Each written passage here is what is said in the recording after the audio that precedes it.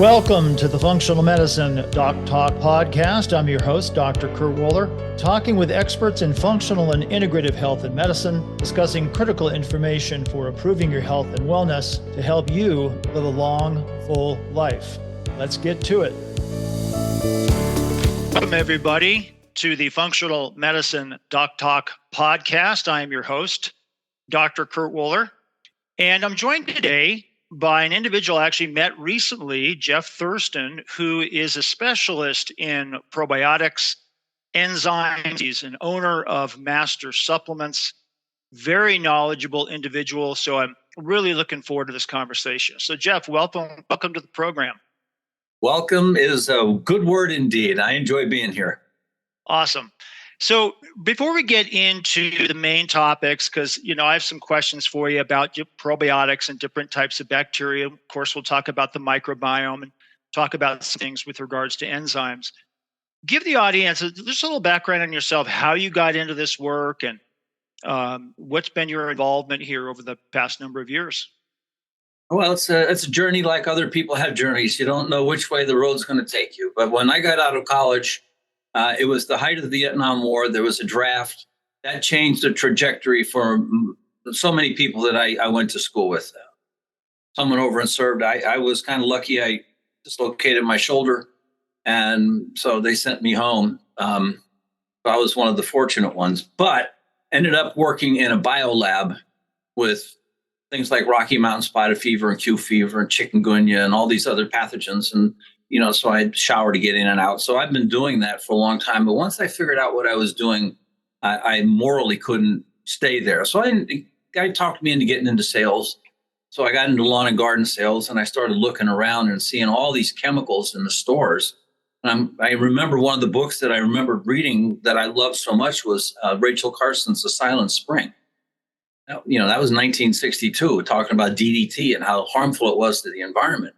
So I ended up leaving there, and I got into organic agriculture. Okay. I was selling a product that was called hot pepper wax. It was just onion, garlic, hot peppers. You put it on plants and you kept the bugs away. It didn't kill them. It just kept them away from your tomatoes, right? And it didn't add any flavor. So I was doing that, and I met my business partner, Randy Probkin, in, I think it was Tulare in about 95. And we went out to dinner, had a great talk. And we realized we had so many things in common. He said, someday we should start a business. Well, in 2002, he called me up and said, you ready? And we started Master Supplements. It was based upon probiotics and enzymes from the very beginning, understanding what gut health was, understanding what you needed to do to grow bacteria, what you needed to do to make them survive, and yada, yada. And we've been doing this a long time. And in 2019, we bought the brands US Enzymes, which is all systemic enzyme, digestive enzymes, and other things, and partnered with Tayo on a brand called Tomorrow's Nutrition Pro. And that's where we are today. Awesome. So I had a question for you. We'll come back to it, though, on systemic enzymes, because we want to talk about just, gut enzymes, too. But let's first talk about probiotics. I mean, a lot of people are familiar with this. Just you go to a health food store and, I got to get a probiotic, or your doc puts you on an antibiotic and say, hey, go get a probiotic, so you don't get, gut imbalances. But the aspects of probiotics, I know there's a lot to it, the science behind it, how they're produced and whatnot. I'm just curious, from maybe a common sort of probiotic that's out there on the market that somebody would get from a box store versus a company such as yours, what are some of the things that people should understand about the probiotic industry, in how these things, how viable they are, how they make their way through the digestive system? And I have some other questions based on that, but let's start there. I'm just curious about just the industry itself, and how these things are produced and how they make it through our digestive tract to get to where they need to go. Okay, well, first of all, let's start talking about the two different basic types of probiotics. There's the spore-based, and then there are the lactobacillus and bifidobacteria, which are not spores, they're freeze-dried. So when a baby is born vaginally, about 87-90% of their skin is covered with lactobacillus. And as mom breastfeeds, they get bifidobacteria. Then when the baby crawls around on the ground, they get soil-based organisms. And all of these things together can, just growing and doing what they do, build your basic microbiome. That's your probiotic fingerprint, I like to call it, from day one. And that's what you are. Now, if you're a C-section baby or if you weren't breastfed, there's probably less than 10% of the bacteria on your skin were lactobacillus from a C-section. And if you're breastfed, you're not getting, the colostrum you're getting, not getting human milk oligosaccharides, yada, yada. So there's a lot of differences between the two. And so when you're talking probiotics, well, you're talking the same thing. You've got soil-based organisms. And one of the reasons a lot of people like them is because they can get through the stomach. Okay. The conditions have to be right on the other side, though, for them to go from a spore to the vegetative state so that they can work. They don't work as spores; they work, as living organisms. Which means would be the vegetative state is what they're sort of opening up, they're transforming into another. Right, form. and they're reproducing, and they're taking nutrients in and outputting metabolites and doing all the things that they do. Okay. And we'll get into that just a little bit more down the road here. With lactobacillus and bifidobacteria, they're freeze-dried bacteria. They've been grown in a fermenter, washed, dropped into liquid nitrogen, and all the water is sucked out of them. So they're very stable in that form, but they're also very susceptible to stomach acid. So when and they're also extremely susceptible to moisture.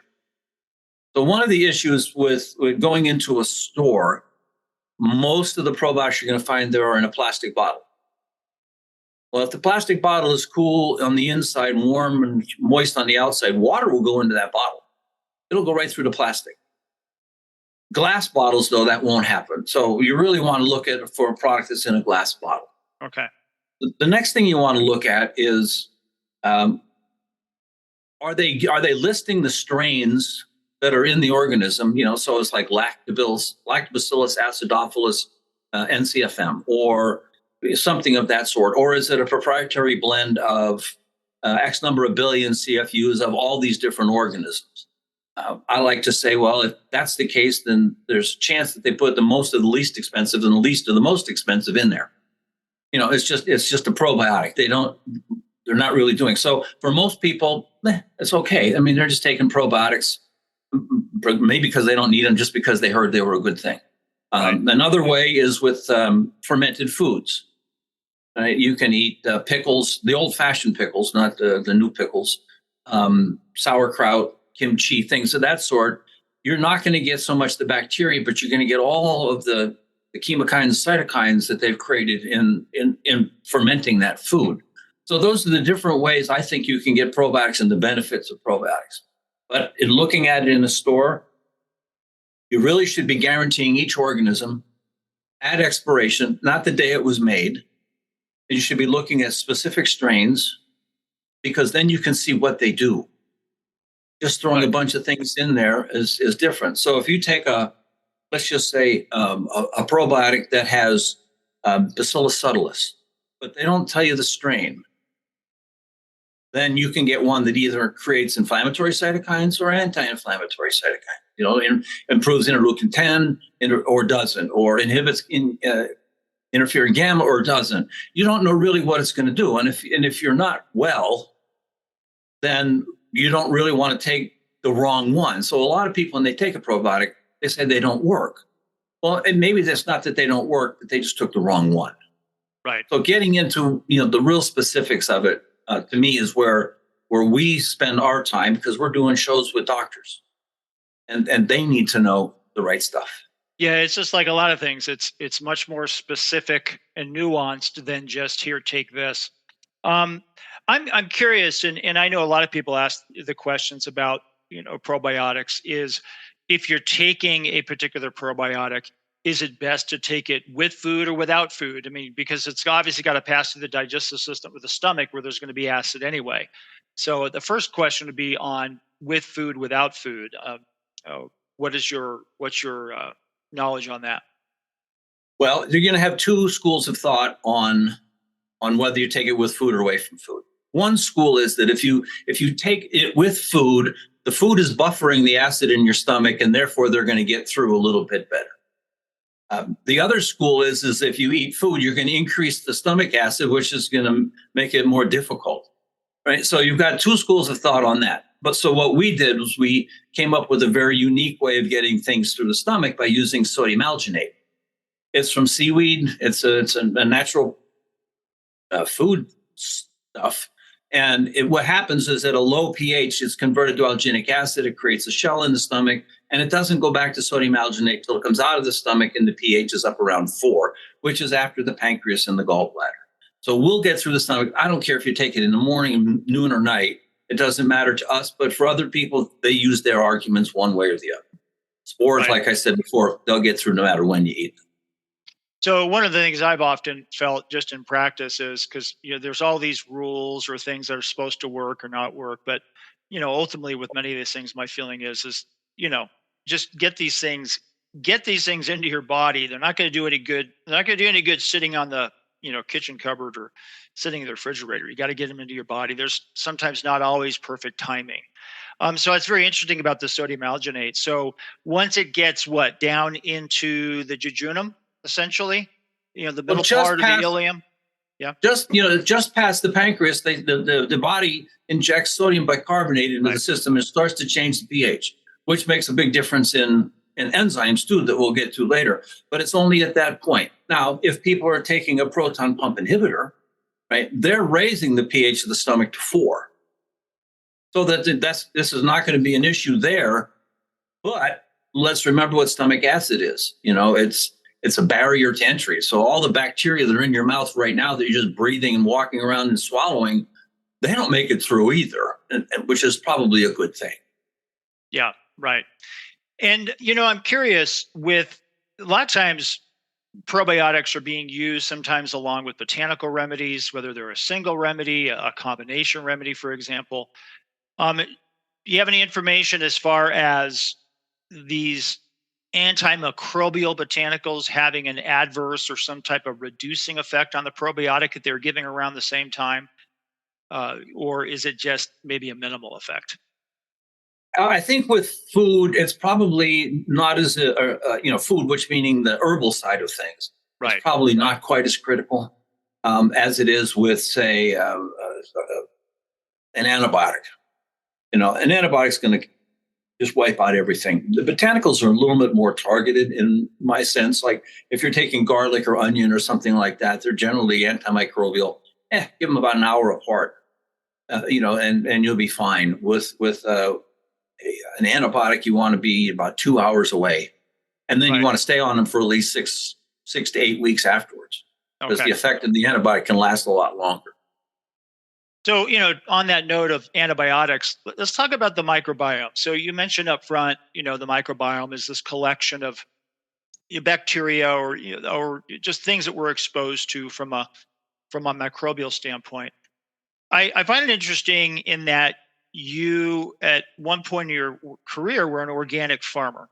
So you obviously became very knowledgeable about soil and the health of soil and how that is transferred to our food, which is then transferred to our digestive system and our body in general.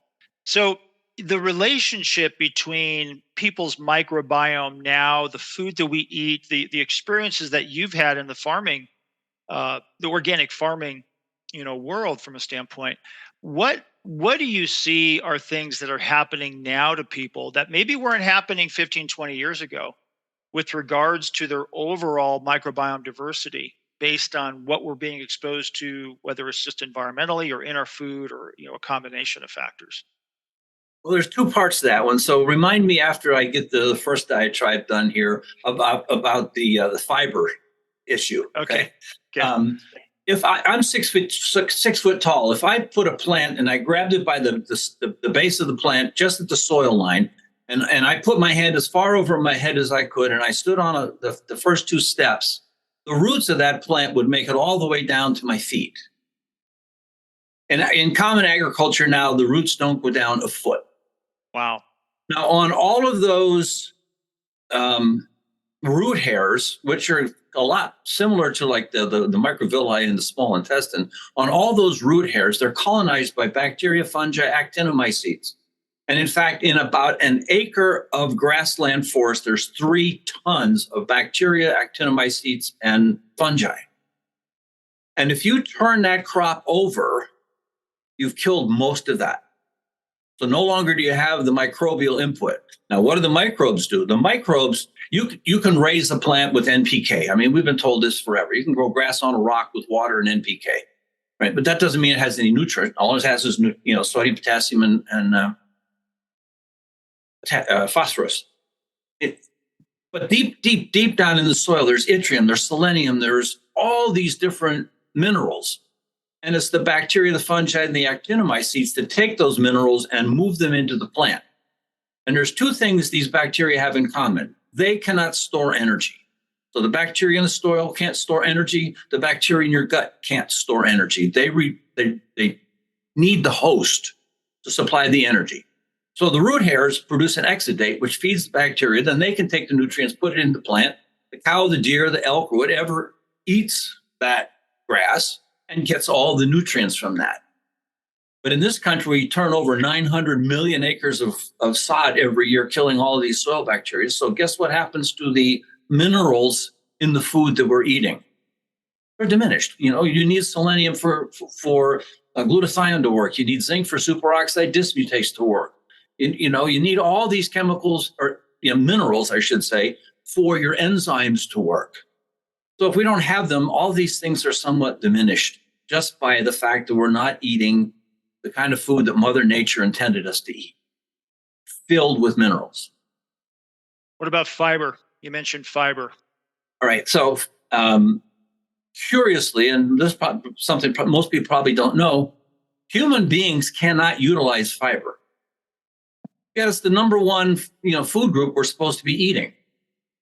We barely make 18 enzymes that might have anything to do with fibers, like amylase, what breaks down to sugar. Well, sugars are part of fibers, et cetera. 18. And there may be as many as 10,000 fiber combinations we eat every day. Because for an enzyme to work, it has to fit just right. But you put an extra branch in here, guess what? This enzyme can't work anymore. You need a different enzyme. They have to fit exactly like a lock and a key.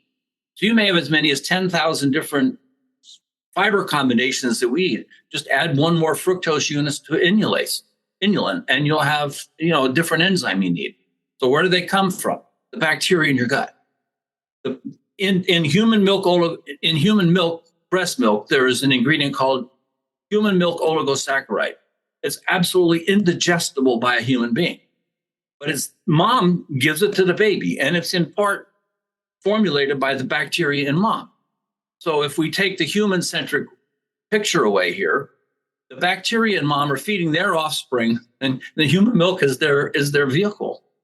So the fiber feeds the bacteria. The enzyme, the minerals are absolutely critical for these bacteria to make the enzymes that we need to break down the fiber. So when we talk about fiber, you need to have all this variety, but the greater the variety of fiber, the greater the variety of microbiomes, because each bacteria makes a different enzyme to break down a different fiber, and that's their food source. So if you like chocolate and I like vanilla, we put chocolate in the system. Who's going to do better? You. So if you're the good guy and I'm the bad guy and you eat chocolate, you're going to do better.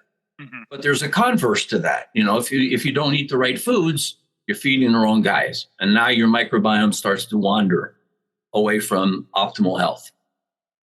So one of the things that is being discussed a lot now, even in conventional medicine to some degree, but certainly in integrative functional medicine, in the functional medicine world, is aspects of the microbiome or imbalances in the microbiome that are being linked to different types of diseases and disorders.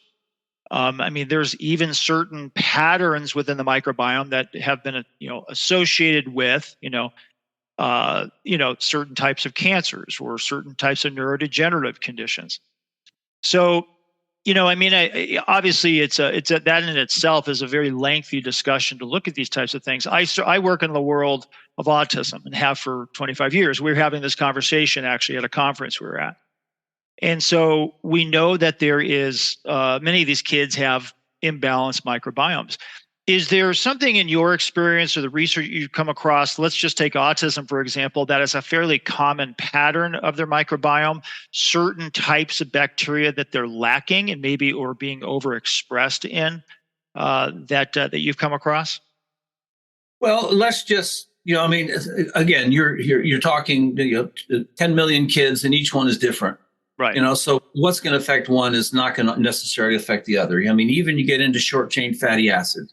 Butyrate is what you would like to see, but if you start producing propionate, you may get some negative reactions in other kids. So there's a lot to the story. But let's just talk inflammation. A lot of people, inflammation can happen in your brain as well, which can cause some issues. And one of the reasons why sulforaphane from broccoli is so good at helping to manage that inflammatory pathway. The bacteria will do the same thing. Certain bacteria will make anti-inflammatory cytokines, and other ones will make inflammatory cytokines. And again, it depends on the reason. But again, I think it goes a lot back to mom's food and the minerals that she got. I mean, if you go back to the end of World War II, that's when we started having many more corporate farms. It was the first time we had supermarkets, and that's starting about that time up until the 90s, we've lost 30 to 40% of the calcium in the food we eat. So if calcium is part of a biochemical process and it's not there in the food, that can have an effect on the birth and how the kids grow up. So there's a lot of things there. Probiotic bacteria. We've had situations where a young child is just laying on the couch, sucking their thumb in the fetal position. That's all they can do. And you start giving them a probiotic, and you start to change their microbiome a little bit, and you get rid of some of that belly pain. Guess what? They couldn't tell you what hurt, but now they don't have that pain. They can get up and play on the floor. Doesn't mean they can talk. That doesn't mean anything's different, but there's a little change because you got rid of a little bit of belly pain. You know how uncomfortable it is when you get gas and bloating.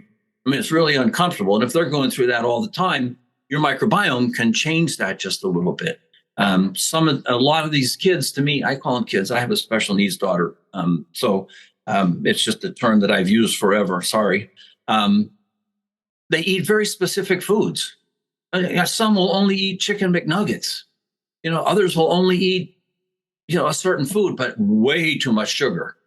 Which is going to feed certain groups of bacteria, which then are going to start to produce certain cytokines and chemokines and toxic chemicals. And then if the stomach acid isn't right and they're not digesting proteins well, they're going to get undigested protein in their colon. And there's 1,000 different things that can go wrong with that. And so what you're getting at, Jeff, is something that I have felt. You answered this in the way that I expected, was that it's not about, here's an autism probiotic, or here's a probiotic for Alzheimer's. It doesn't work that way. We're looking at function of the body, balance of the body biochemically, and so much of obviously our overall health is related to what's happening in our digestive system through what we digest, absorb, assimilate, process, eliminate. And then, of course, you've got the immunological aspects of the microbiome. And then you mentioned the metabolites and the short-chain fatty acids and the influences that have. We could be here for hours talking about all of these relationships. And so this is the approach that I've always had. Again, it's not here's a autism supplement, or here's a supplement that's specific for diabetes. It's understanding the function of the body and the interrelationship of the body. And then clearly, I think as time has gone on, is understanding more about, wow, the microbiome has a huge impact on our overall health, just from our mitochondria to our brain, to our immune system, et cetera. What do you feel nowadays is maybe the greatest, or not the greatest, but a big compromising factor beyond farming and turning over the soil? Of course, we're losing minerals, but are there certain types of chemicals that are being used that are completely, destroying the microbiome, or what's happening with our soils are being sprayed? You mentioned DDT many years ago, but is there some things that you're concerned about when you're in an industry that you really feel are having a major negative impact? hmm I put it under the heading of half truths. Okay. All right. Um, if you read the book The Silent Spring and you went back and reread it today and took the letters DDT out and you put in glyphosate, it's the exact same book. It hasn't changed a thing. It's no different than that book. Right? And so the half truth here is that glyphosate affects the, I call it shikimate, other people call it shikimate pathway, right? Human beings don't have that pathway, so it can't affect a human being. Well, the 6 pounds of 100 trillion bacteria in your gut do, so when you start affecting their existence and what they produce, now they're affecting the human being. So the half truth is it doesn't affect the human, but it affects everything that goes about us that's from the food that we digest and how we handle it in our gut. And remember, there's more signals from the gut to the brain than from the brain to the gut. And one of the things that I've seen with glyphosate, Jeff, is with many of the tests that I do and the population of patients I work with, and there's some very compelling research out there to show how it actually has an antibiotic effect, not against not against the bad guys, but a lot of the good guys. And you get a tipping of the scale, so to speak, towards pathogenic bacteria. In fact, I use a research article in some of my lectures where you're getting an overexpression of salmonella and clostridia and whatnot. And we see that on organic acid testing, for example. Many individuals who have recurrent problems of clostridia bacteria often tend to have high exposure or recurrent exposure to glyphosate. So it's so pervasive in our environment anymore. It's just difficult to get away from. So I appreciate that. So, we talked about fiber, and I had a question for you, and that is prebiotics, right? We talk about probiotics a lot, lactobacillus, bifidobacterium, soy-based organisms, but give the audience, people often ask me, well, what are prebiotics? And I have my sort of pat answer. I'm curious about what you describe, but prebiotics in relationship to probiotics. Well, you got to eat. What's breakfast to you, right? So prebiotics are breakfast to the bacteria. Right. It's really their food. I mean, we can't utilize fiber. They do, right? So when you take a prebiotic, there are certain classifications, and to get really a little bit technical here, you've got some that are very low molecular weight, and molecular weight's in Dalton. So let's just take FOS, fructooligosaccharides. It's a very common prebiotic. It's cheap, and it goes into a lot of things. But the molecular weight is so small that it'll feed just about anything. And I happen to be one of those people, just a small amount of isolated FOS, and it'll feel like somebody put a basketball in me and blew it up until it exploded. I mean, it's painful from that. But if you get FOS from an onion or a garlic or a tomato, I like to say there's unidentified nutrient factors that go with that keep it from causing that problem. So that's in food. So you go from FOS at about 1,000 Daltons up to inulin.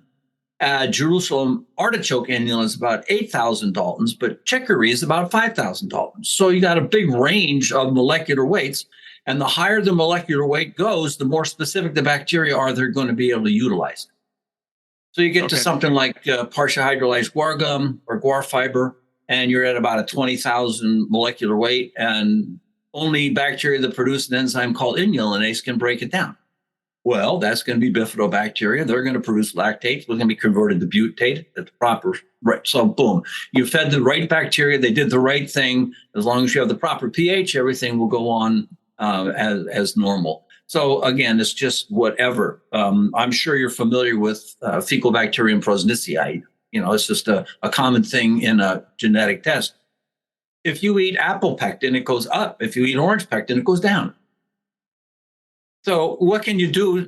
So just that little simple change in the food you eat is going to change a very significant butyrate producer in the gut by what you eat. And then me with stool testing, there's a lot of bacteria that live in biofilms or are attached to the colonocytes. And without some sort of biofilm disruption, I like to say, it's kind of hard to see what they are. So if you were to do a test with and without, I think you would find remarkable differences, because a test is a test. I love the tests. I think they give you a lot of direction, but they are an indication of what you ate 2 days ago. So, by the way, that on the biofilm note, is there any substances in particular that certain bacteria produce in the digestive tract that actually breaks down a biofilm? I know they live in the biofilm. No, because biofilm is a term that came up, how long ago?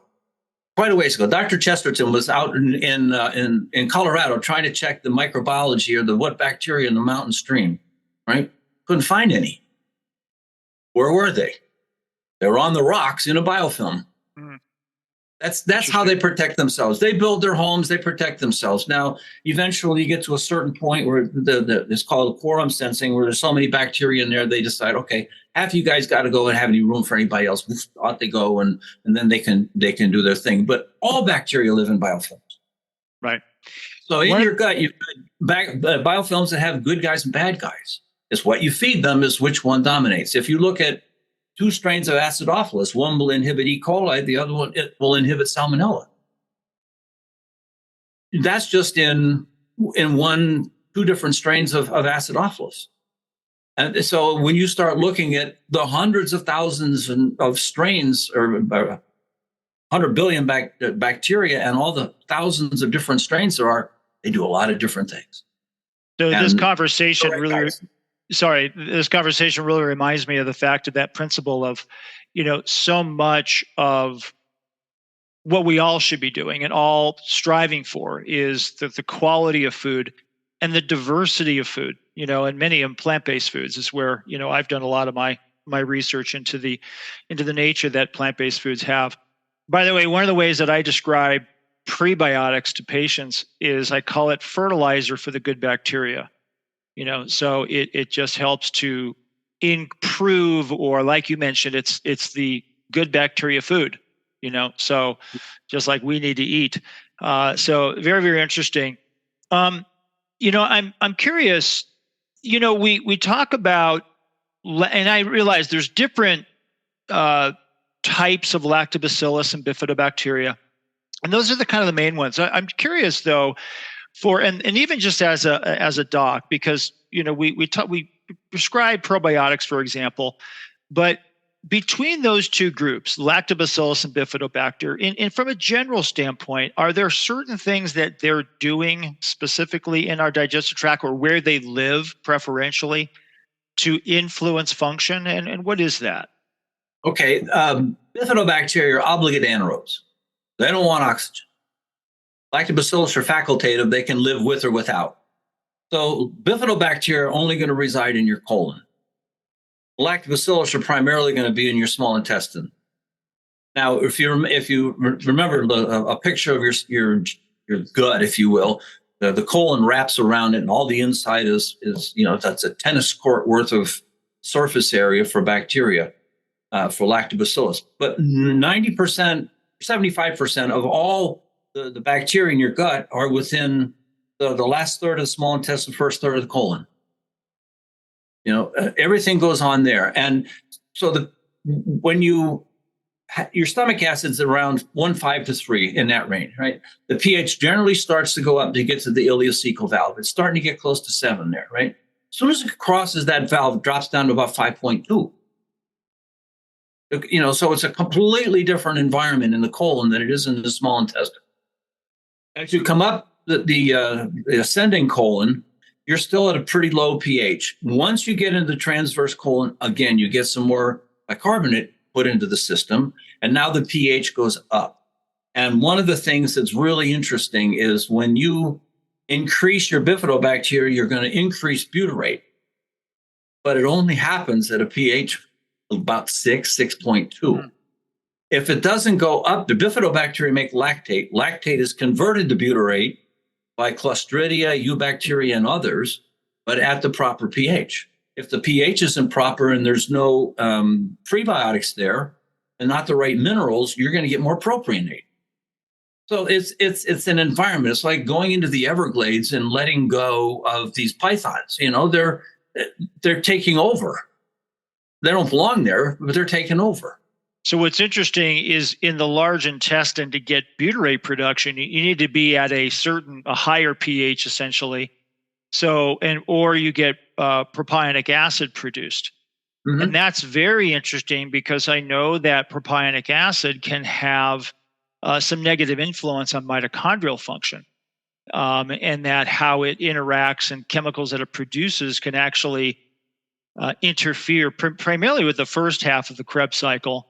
And this is something that has been researched quite a bit in autism, where many of these kids tend to have an overexpression of propionic acid. So, what then is leading to the inability to raise pH in the large intestine? Is got to be through food. It's maybe chemicals or increased transit time that's happening through the digestive tract. What have you come across from a research standpoint that really shows what's maybe happening there? So there's a group called the Ulcerative Colitis Society, and they have a little chart that you put out, and it lists foods by their pH contribution. What's the most alkaline food that's on that chart? Can you guess? A lemon. Yeah, that's right. Okay, All right. And you go to the most acidic food you can eat. What is it? Soda. Right. So that's got a pH around 2. The lemon around 10. So you also got cantaloupe and watermelon. Those are very alkaline foods. Meat and sugar are all acidic foods. And curiously, raw honey is alkaline. Processed honey is acidic. Raw or natural maple syrup is very close to alkaline, and the processed is very acidic. So again, it's what food, even what form of food you're eating is going to have an impact on pH. And very few people understand how important pH is in the entire process of how everything works. That's a huge, I love that information. And I didn't know that actually I knew that butyric acid was produced by bifidobacter in the gut, but I didn't quite make the connection between the range of pH that actually happens, that has to for that to happen. I also didn't understand the propionic acid angle. So that's hugely significant. I think for doctors to understand, for people to understand, and really helpful for me. I'm curious, cow dairy. Where is that on the pH scale? Do you know? As far as is it more acidic inducing, more alkaline inducing, or do you know? It's probably I don't know right off the top of my head, but raw milk. People have been for eons been drinking milk from animals that's not processed. All of a sudden, you start to pasteurize it. Now you've killed bacteria, you've killed enzymes, you've killed everything else, and now you've got that propensity for casein to be an issue. Or some people with lactose. Lactose Right. easy, that you can control pretty well with lactase, which is or get some lactose-free milk. But just off to the side, when you talk about milk, how many people have switched away from milk to almond milk? Well, almond milk has a ton of oxalates in it. Mm-hmm. So you're just trading one problem from another by going to all these processed foods. That's all you're doing. Real food from real animals, from real plants that are grown organically, I would say are pretty good for you. And conversely, the other things are pretty not good for you. And if you say organic food is too expensive, I hear that one more time, I'm going to say, what's the cost of medicine with garbage food versus spending a little bit more money on organic food and not having to spend so much on medicine? That is very true. Very true. Hey, before we move on to enzymes, I want to ask you, there's emerging information now, with regards to what's happened with COVID. And early on, we saw some information about changes happening in the microbiome. And now with the spike protein in circulation, through various concentrations, either taking out bifidobacteria, and there's been some research on that, or perhaps certain bacteria like E. coli, maybe acting as a factory, for the spike protein.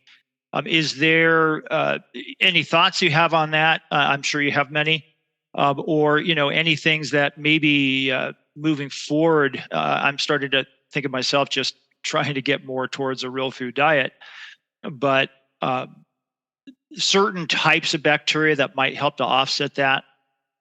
What's your take on that? I would say probably not a lot there, other than to have a good, healthy GI tract. When I first started reading about this in late 2019, early 2020, I was reading a lot about how bifidobacteria were a significant part of this whole process, and that in China, a lot of the research was going towards, you ingest, whether through your eyes, your ears, your nose, your mouth, whatever, it gets into your stomach, gets into your colon. And Chinese medicine then says the colon is attached to the lungs. So now it goes from the colon to the lung if you look at that, process. So, pardon me, I'll either put on my tinfoil hat or I'll put on my blinders, take your pick. You wear whichever one you want to wear. But a lot of research that's coming out of other places was talking about that. And they were saying, if you were going to do a PCR test, the best place to get it was from an anal swab and not from a nasal swab, because that's where the biggest part of the problem was, in the colon. Now let's move back one step to what's going on in the ground. There are bacteria called actinomycetes in the soil. Actinomycetes, there's one streptomyces, there's one streptomyces avermitis, which produces avermectins, and one of those avermectins is ivermectin, and ivermectin is consumed by bifidobacteria to help create certain enzymes and chemokines. They're going to help you with that. So if you look at the whole Mother Nature picture part of this, these so many antibiotics are coming out of soil bacteria or actinomycetes, and they're now being just turned into something a little bit different, but all these things were there in the very beginning. Mother Nature provided, ways to help cure us. The spike protein is very different. That's going to take enzymes. It's not going to take. Yeah, let's talk about enzymes. So, most people know about enzymes from, I take digestive enzymes, and of course, enzymes are throughout our body to help with different types of enzymatic reactions. Thousands of them. So, first off, let's talk about enzymes for digestive function, and then we can shift, to more systemic enzymes for other purposes. But I'm going to take you on a direct path from one to the other. Perfect. If I might, very Sounds quickly. good. Go ahead. You already said this part, right? It's not what you eat, but it's what you digest. Right? So first thing you have to do is, where does digestion begin?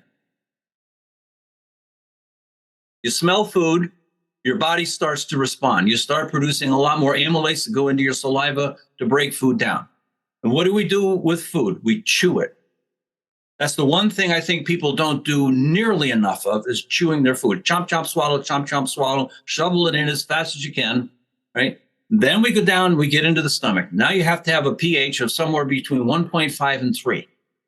If you don't have that pH, pepsin doesn't work. And without pepsin working, trypsin, chymotrypsin, et cetera, downstream won't work. Putrefactive anaerobic bacteria in the colon, and boom, you got all these toxins. Then, so you digest your food. You have to have that pH, and like I said before, then pancreatic juices come in, bile, all that other stuff, and then bicarbonate, and now other enzymes can start to work. And this is why we take a variety of digestive enzymes. So then you have to digest the food, but then you have to manage the terrain, which is your small intestine, your colon, and you can do that with fiber and probiotics and a number of other phytochemicals, and like blue-green algae, whatever you want to talk about. Then you have to be able to eliminate the waste that you had. So you have to assimilate and eliminate. But the one piece that I think everybody disregards, how many of your patients do you think have leaky gut? Oh, the vast majority do. So what do you do about that? Well, if every time you eat, you're putting unwanted proteins into your bloodstream, you got to take systemic enzymes to break them down. And that will reduce inflammation. And what's inflammation the cause of? Almost all your disease. Yeah. So you're going from eating to taking care of your blood. With regards to what we talked about previously, bacteria, what is the relationship that you know of between, we mentioned that lactobacillus, for example, lives primarily in the small intestine, but more toward the distal third, for example, right? Bifidobacter is more in the large bowel. Are there certain compounds that are being produced by the microbiome, i.e., the bacteria, that have a stimulatory effect on pancreatic output of enzymes? Or is that Sure. primarily being controlled by just the movement of food, the sequencing of events that's happening from the mouth through the stomach into the duodenum? I'm just curious about that. The system is interconnected. If I smashed your toe with a hammer, your eyes are going to water immediately. I mean, it's like what was told from here to there that. So I think our bodies are really marvelous, marvelous machines. You know, when your body says, I need something, boom, it produces it. And I think that gets to Dr. Navio's thing all on the cell danger response, how so much is going on at the cell danger level or the cellular level.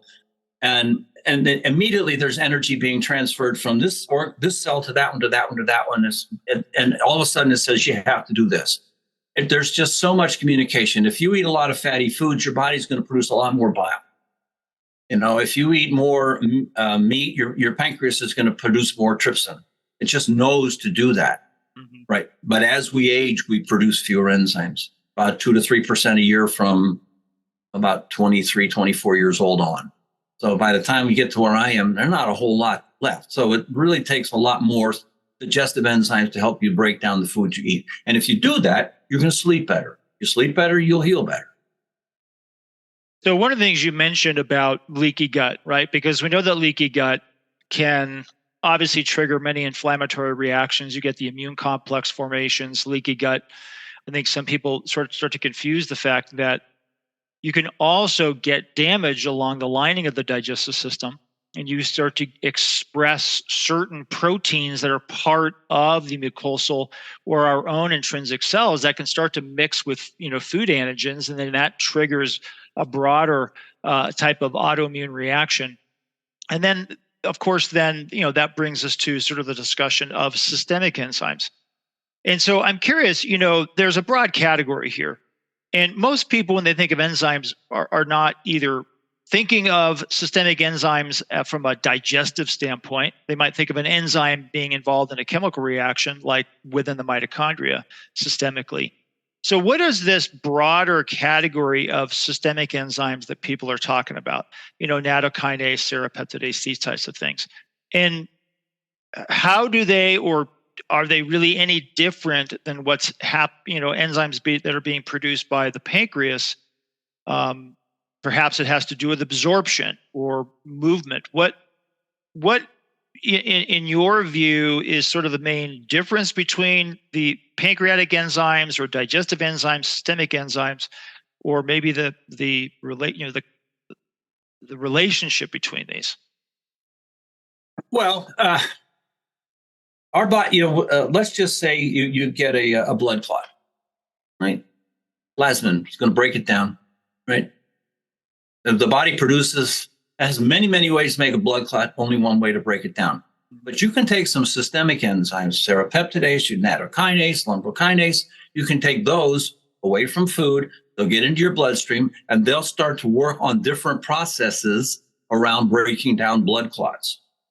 Lumbrokinase is a little bit more direct in how it approaches, the clot, the fibrin. Nattokinase has a few more ways of doing it. Serrapeptidase is a very different way. So we'll just talk about where they come from. Serrapeptidase comes from an enzyme produced by a silkworm to get out of its cocoon. Oh, right. Interesting. Earthworms, are the ones that produce lumbrokinase. In fact, that's probably the only animal-based product that we have in all of our product line is from earthworms, right? And nattokinase comes from Bacillus subtilis subspecies natto working with soy.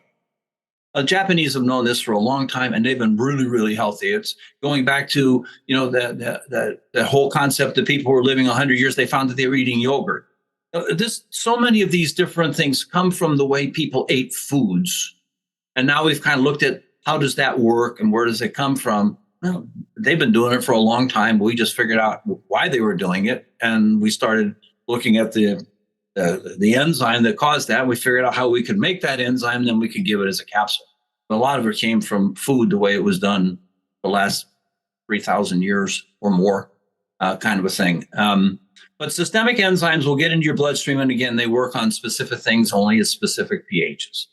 So let's talk about a few specific things. So serrapeptidase, lumbric-kinase, nattokinase. I mean, just briefly, certain targeted things that somebody would pick one over the other for, for example? Yeah, I would say pretty much yes. Serrapeptidase, the one from the silkworm, seems to have this unique ability to tell dead tissue from live tissue.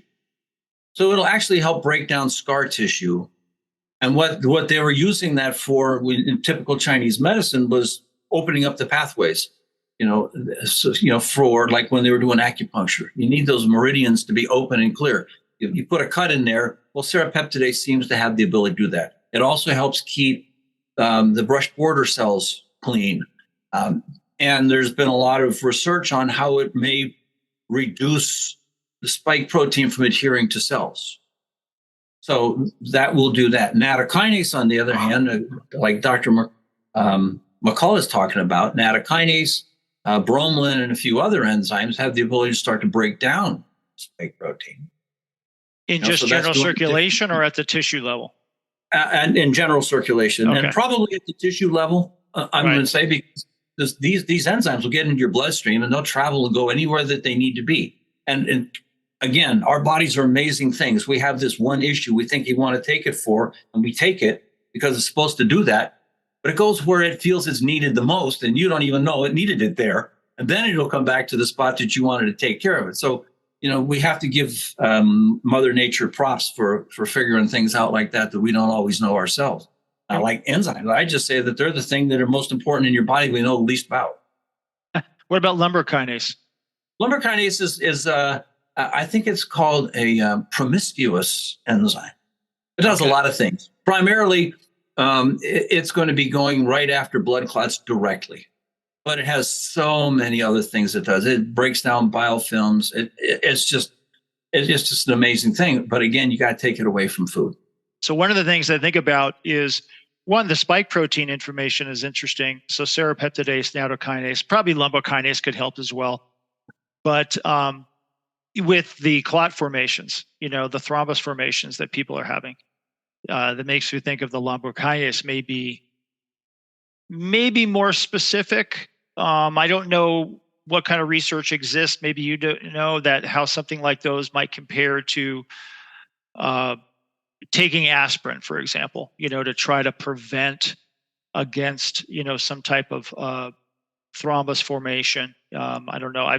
Maybe there's head-to-head studies that I'm not aware of, but I'm not sure if you're aware of that. But I know that's a big issue. They would take aspirin for a while for blood thinning, and the more you read, you find that there are other side effects that you probably wouldn't want to have. Whereas enzymes only do the job they're intended to do. If they're supposed to break down this bond right here, that's all they can do. They can't do anything else. They're very specific. So if you take too many, all you're doing is wasting money. So one of the things about absorption of these enzymes. So I don't know if there's chemistry literature that you're familiar of or other scientific literature to talk about how these things are absorbed. Are they, broken down? Of course, you have different transporting mechanisms that get across the epithelium, the lumen lining, and then the other side. And then the big question is if something like serrapeptidase or these other enzymes can circulate throughout the body, one of the areas that is most difficult sometimes to get compounds into is the brain. So can they pass through the blood-brain barrier adequately to have an effect within the central nervous system? So I'm curious if you've come across any information there. Yes, I have, and I don't know that it's a direct correlation, but if you have you're taking a good systemic enzyme, you're going to get improved circulation, which means you're going to get improved circulation in the brain as well. And what sometimes will happen on one side of the blood-brain barrier will affect the other side. So there could be some chemical processes, and I can show you a lot of different papers without getting into a lot of terminology, but it can impact a cytokine or a chemokine on this side, which will affect over here without crossing directly over. But there are a lot of studies, and these are all mouse studies, where they'll take nattokinase and they'll see there's a direct relationship between amyloids, between how much nattokinase you take and what happens to amyloids. So the effects can be profound. Is it a direct, I cross the blood-brain barrier and do the job, or do I cause something else to happen, which then responds over here? That one I can't answer. Right. You cross the blood-brain barrier and the lining of the small intestine are very similar in what gets through and what doesn't get through. Now we have in the gut, you have pinocytosis, you have active transport, or ways to move things out of the gut into the bloodstream. And we've known about pineapple and papaya forever. Eating those foods, pineapple stems particularly, not the pineapple itself, but you bromelain and papain. They've been around a long, long time that people have known to use those for slow circulation issues. So you mentioned up front that certain probiotics have an influence on certain types of cytokines. So interleukin 10 or tumor necrosis factor. And so, you can think about, in some regards, in certain health conditions, whether it's, rheumatoid arthritis versus something else, whatever, and look for a product that has, certain types of factors like that. And I know you have that information, within your company. Are the enzymes themselves, are they triggering certain types of cytokine and chemokine reactions? Or are they primarily breaking down these chemicals that have already been produced? Because these things are proteins that get produced. And so are they just having a regulatory effect by breaking down something that's already been produced? Or are they actually inducing production of something? Well, the enzymes work just in two ways. They break things down or they speed up reactions. Right? It's very simple. One example is there are two major antioxidant systems in the body, glutathione and superoxide dismutase, right?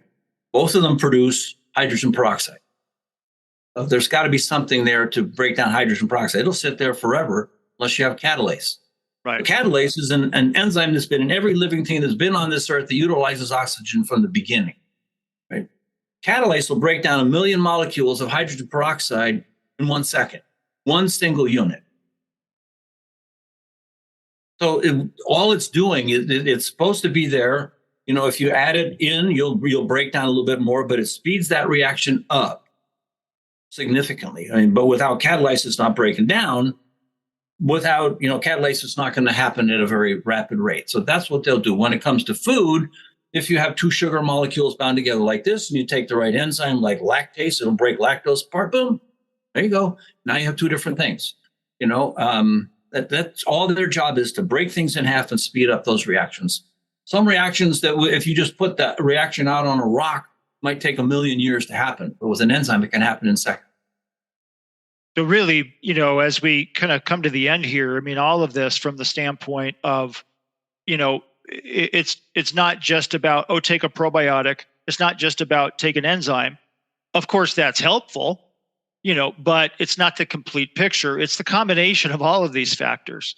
And I think as time has gone on, right, with this, our food is toxic, our soil is depleted, our soil is toxic from chemicals, our environment is toxic. And so in many regards, many people's bodies are toxic to some degree. And so we can see where just moving towards a real food diet is critically important, but also using certain types of targeted supplements to assist in the process is also very important. And to me, that would not only be just digestive enzymes, right? It's systemic enzymes. Because as you mentioned, and what I've seen personally in my practice is the vast majority of people have some type of leaky gut. And people often ask me, do I have leaky gut? It's not just, a thing. To me, it's a spectrum, right? It's not an all or none phenomena. And when you've got leaky gut, the longer you've had it, the greater chance you're going to have a leaky blood-brain barrier. Because if you look at the architecture of the tight junctions, the similar proteins, the similar architecture is there. And once you breach that blood-brain barrier, now you're activating microglia activation. Now you're triggering these immune reactions in the brain. And from a chronic standpoint, that could be quite problematic. And I think what's really helped me, Jeff, in that description of the enzymes is that the use of systemic enzymes, we can think of serrapeptidase, lumbar kinase, nattokinase maybe having certain targeted things like Dr. McCullough is talking about nattokinase with, I think it's bromelain and quercetin is sort of the triple thing, to maybe help prevent. But the serrapeptidase in the scar tissue, that's very interesting because there's been some conversations that have come up with people with chronic neurological inflammation or seizure disorders, for example, where there may be some suspicion of scar formation wherever in the brain or whatnot, or in the central nervous system. And then, of course, we can think of just other areas where there's chronic inflammation that's been set up. So that's fantastic. Fantastic information. As we kind of come to the end, I want to show your website too, but any final thoughts on this discussion that you want to kind of get out to doctors that are out there listening or the general public of maybe some, misconceptions on probiotics and enzymes, or maybe kind of, summarize this? Where do you want me to start? I mean, there's so many misconceptions, it's crazy, but look, if we do a lot with healthcare providers, and they know their patient. I don't know them. I can't possibly know every patient there is in this country. So what I can do is I can say, here's the bacteria that we use, and these are the structure function of those bacteria. Do they produce D negative lactic acid or L positive? Do they break down oxalates? Do they not? Do they increase histamines? Do they not? Structure function. If you have a patient that has elevated histamines and too many oxalates and they can't handle D negative lactic acid, I'll tell you which I'll give you my chart, and you can look on the chart and see which one that you should be taking of the ones that we have, right? But that's your call. It's not mine because I can't know that much. But I do know the bacteria and what they do. I'm constantly researching what they can do. And this is like a living document that we produce. We put the information out there, and we try to see healthcare providers say, if I can do one thing to help one patient, that's all I care about. Right. And information is the tool. That's right. Well, let me show your website here. Okay. So I believe this is your homepage. So for people who are interested, okay. So you've got a list of products here, Theralactobifidone. So there's a lot of information. I like the fact that you've got these bundle aspects for, transport, colon cleanse, etc., and then various programs. And then you also, I believe, on your site you had, so you actually had white papers and research, which I think is very important for healthcare practitioners to understand, be able to get more information. Where can people reach out directly? You should have a contact us, I'm assuming, on this particular. Yeah, if you go to the very bottom, you scroll down, there's an 800 number you can call, you can email us, you can do a lot of different things, Is there a contact us? Yeah, under support, contact us. Got it. Okay. Okay. And there's a lot of companies, this is the line that we'll put into health food stores or we'll sell on our website, et cetera. If you go to usenzymes.com, that's just for healthcare providers. Okay. There are some out there it's like playing whack-a-mole, whether they show up on Amazon or not. We try to keep shutting it down because if it's sold on Amazon, I have no idea if they've stored it well, if it's expired or anything about it. Right. I just can't know it. And real quickly, before we end, I wanted to show it's Theralac. I think is that the flagship probiotic? Yep, that's been around since day one. And I will tell you this. We've been dealing with Lyme disease and autism since about 2003. I went to the first DAN conferences. I've been going to ILADS conferences since then. And that probiotic right there has been around a very long time. And if you ask our Lyme docs, they don't get C. diff in their patients when they take antibiotics, and they give antibiotic cocktails. So you had mentioned up front, and I know this probiotic's been around a long time. I've used it. So the supplement label, real quickly, so people get a visual. of this. And as you mentioned, like looking for probiotics, what to look out for example. So they're obviously you're listing the Lactobacillus acidophilus type of strain. And then we've got the CFU count, for example. So, how does this differ for example, let's say, I don't know, you go to a box store, you just pull out the regular probiotic that's in a plastic bottle. Are they typically not listing the strains? Or they Typically, they're not listing the strains. Typically, Okay. they're not telling you how many of each strain there is. So what we did, when we first created this product in 2001 or so, we went and looked at the literature, and we found this organism at this count in this period of time would give you XYZ result. So we made sure that we gave enough bacteria in a capsule to meet the results of that study, so that we could say to a doctor, look, here's the thing, and it said you need 10 billion CFU in a week. Well, we made sure in 2 capsules, maybe it said 2 billion, and in 2 capsules we made sure that you had enough in a week. So we over formulated, and then we're guaranteeing on this one, we're guaranteeing those 30 billion CFU at expiration, not the day we made it. Right. So that you can know that if you get it from us and it has an expiration date of October of 2023, it's still good. Now next month is going to be beyond, and so it's a different thing. But we store it at -10 because we know that they need to be dry.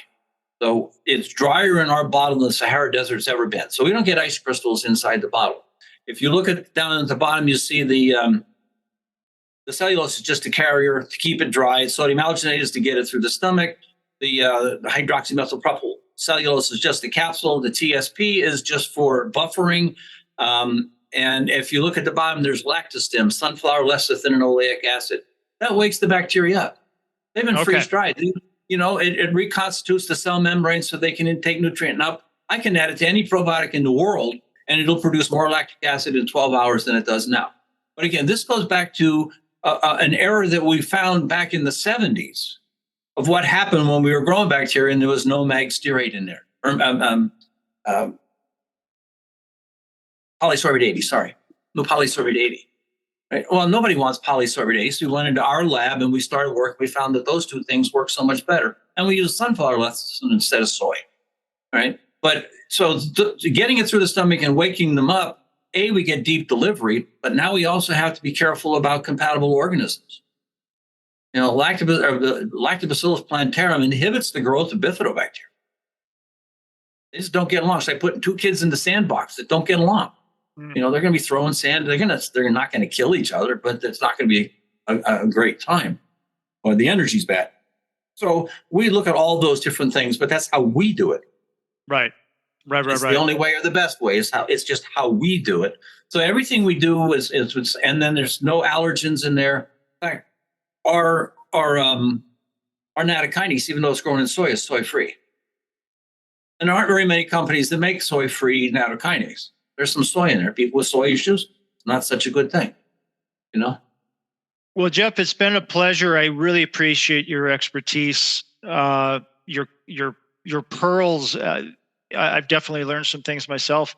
Again, the butyrate propionic acid angle in the large intestine. That's like, as I mentioned, that's so significant, so huge. I've been researching a lot, about mitochondrial function and looking back at even past research on these factors of butyrate, propionic acid, other fatty acid metabolites. It's a big deal. So much information, so much great wisdom. I appreciate it. And we'll definitely encourage people to check out your website, reach out to you with questions. And it's been a pleasure. Thank you so much. You're very welcome. If I can share what I know, that's good. I don't know a lot, but I know a lot about a little thing. All right. Thanks so much. Take care. All right. Thanks. You've been listening to the Functional Medicine Doc Talk podcast with Dr. Kurt Woeller. For more information about this podcast, go to functionalmedicinedoctalk.com.